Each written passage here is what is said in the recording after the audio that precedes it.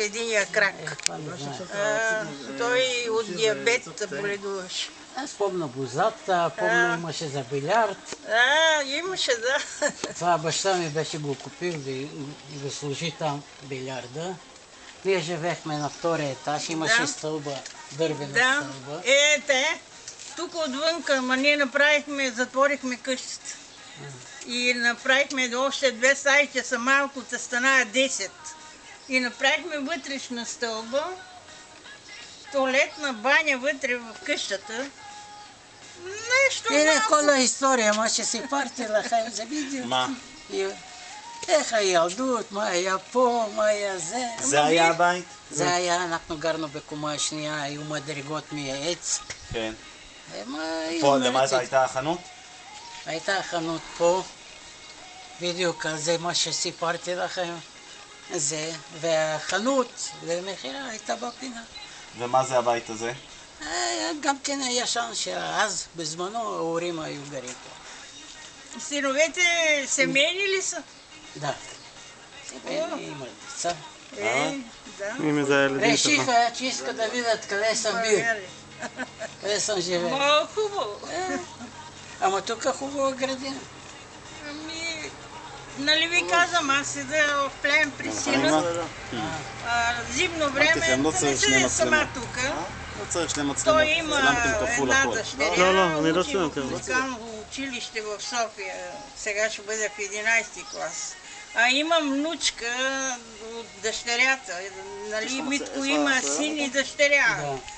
Този, който е кмет, и дъщеря, тя е учителка. Имам двама внуци, син. И внучка имаме в София, тя е икономист, там работи в енергото. Сама? Да. היא גרה פה לבד. הבן שלה ראש עיר Събота, неделя са тук, да. Събота дъщерята ще стига даже в петък вечерта, утре вечер идат. Аз си спомнях, тук имаше геран. Герана на площад, направихме, Митко направи тая градина отпреди и затвориха герана. Затвориха? Защото аз имам тук Сагрута бе. Но там сме си извели всички помийни ями в този геран. Всичките тук кумши. И решиха така да направят една градинка, за спомен. Не знам, ама тук много хубаво. Много хубаво. Аз обичам да се занимавам с цветя, това ми е хобито. По професия съм била счетовител на... Сина ми е икономист, той наследи моята професия и... Много добре. Ще му бъде много приятно, ако... Може би в Плевен да... той го няма. Сега го няма, замина тази сутрин на Гърция. И ще се върне в събота през нощта. Няма. Сега е голем човек. И ще го видя колко прилича на Митко. Ако се срещнете, много ще съжалявам, аз бях сигурен, че ще се срещнете. Че много ни е приказвал за вас. Много. Как сте играли, как са ви наказвали, как са ви били. Детско до 8 години бяхме заедно. И се раделях.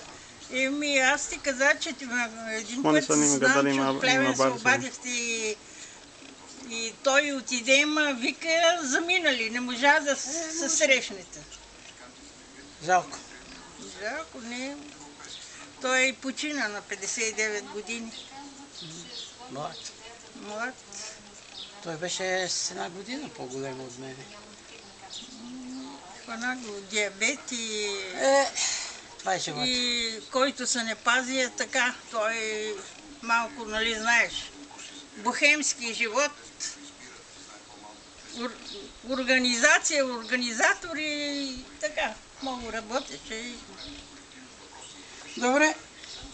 Много ми е драго, че се видях. Айде, много ти благодаря и на беше изненада голема. Ако искате